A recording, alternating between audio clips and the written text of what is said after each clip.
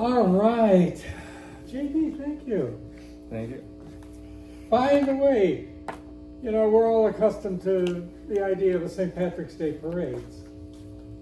And I'm very proud to say, and some wouldn't believe it, but I am very proud to say that I once, on several St. Patrick's Day weekends, it was always on Saturday, regardless of when St. Patrick's Day was, but on several of those events in Chicago, I walked in the first or second row behind Mayor Daley, and that was his honor, Mayor Daley, not his son. So I have great memories of St. Patrick's Day parades. But did you know St. Patrick's Day parade is really just a totally American tradition. The first St. Patrick's Day parade happened in 1601 in St. Augustine, Florida. And that was the second year of partying in St. Augustine, because in the year 1600, they had a St. Patrick's Day party. But in 1601, they actually had a parade. About 130 years later, they had one in Boston.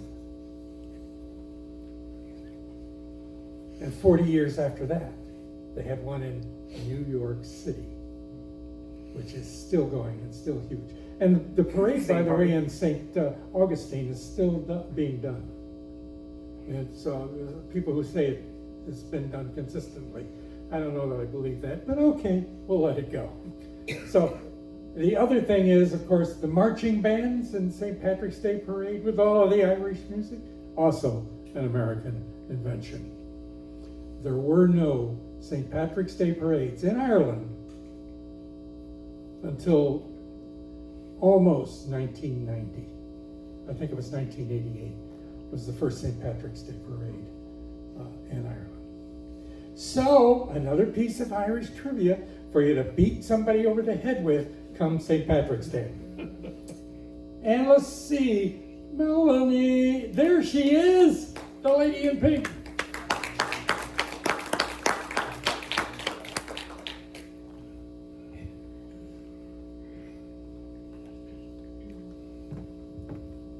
This isn't an Irish story, it's a Florida story.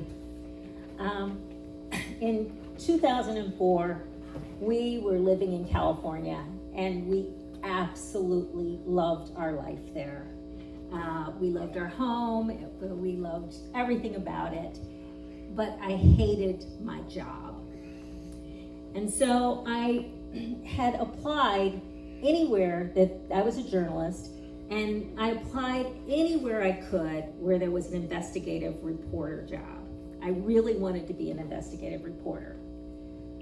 And I would go and I would interview for these jobs, and people would call me up and say, "You were our second choice." Because in their minds, investigative reporters were Carl Bernstein and Bob Woodward. And essentially Robert Redford and Dustin Hoffman. And I looked nothing like those two. And no one could conceive of me, 5'2", black girl who wanted to be an investigative reporter. And then I got a job interview in Fort Myers, Florida. And I got there, and the executive editor, the publisher, and the managing editor were all women. And the city editor was from Northeast Ohio, where I'm from. And we talked about our favorite deli and, little things like that. And I knew I was getting this job, okay? Because these people didn't have a view of what an investigative reporter would look like. So I did get the job, and I go back to Sacramento, and I said to my husband, "I got the job. You'll love this town. It's small. It's got 50 some golf courses in the county. It's gonna be great." And he said, "I really don't want to move. We have a really nice life here." And I said, yeah, but I need to do this. This is what I'm born to do, and I want to do it. So we decide to move, and it's August 13th, 2004. And I know it's kind of was a bad idea anyway to be a Friday the 13th as your getting ready to move date, but it also happened to be the date of Hurricane Charlie, which hit Lee County and Fort Myers with a basically direct hit and just tore it apart. But I was undeterred. and so we waited a little bit, and then we started across country with our goods and our dog.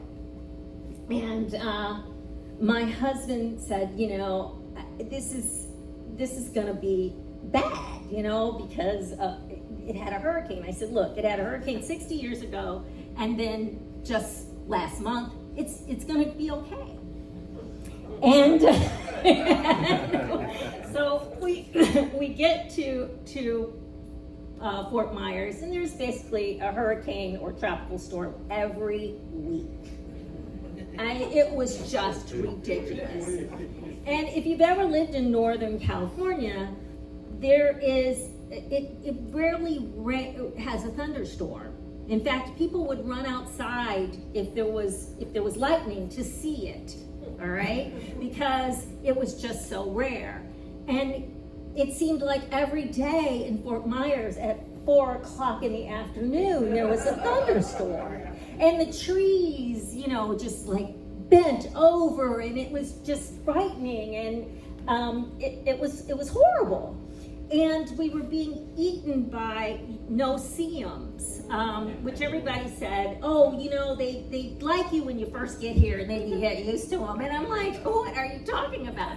And then there were these giant roaches everywhere. It was just horrible. And my husband was miserable. The job was fantastic. I loved it, okay? But everything was just bad. And so after about 3 weeks, he said to me, I'm moving back to California. And unbeknownst to me, my husband had not resigned his job. He had merely taken a leave of absence. And he said, I work for the airlines. I'll come every other weekend. And I said, you know, Rodney, it's a problem with these long distance marriages. If you're not into each other's lives on a daily basis, they fall apart.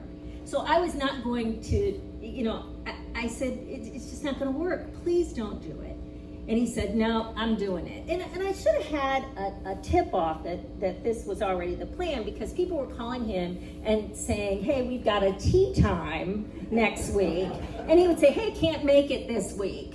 But he would never say, I live in Florida now. It's really unlikely that I will be able to golf with you in Sacramento.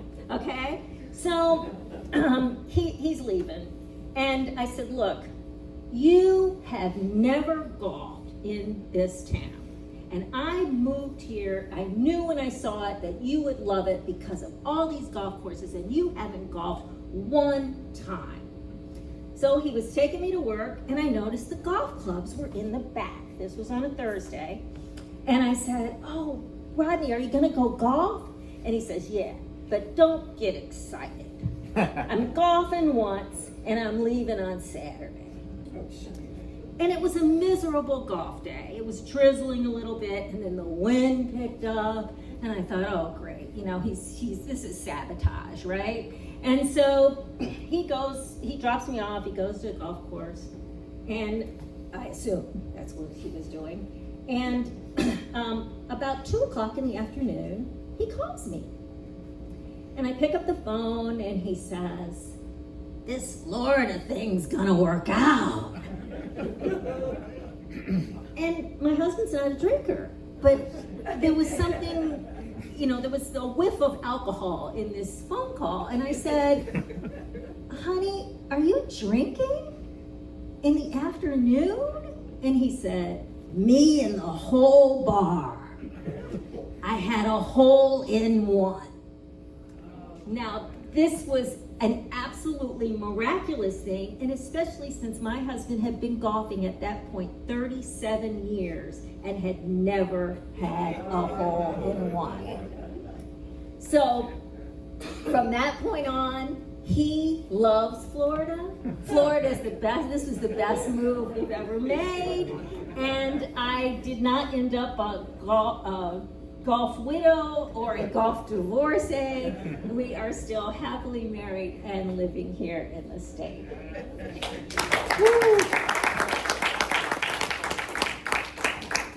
Oh, my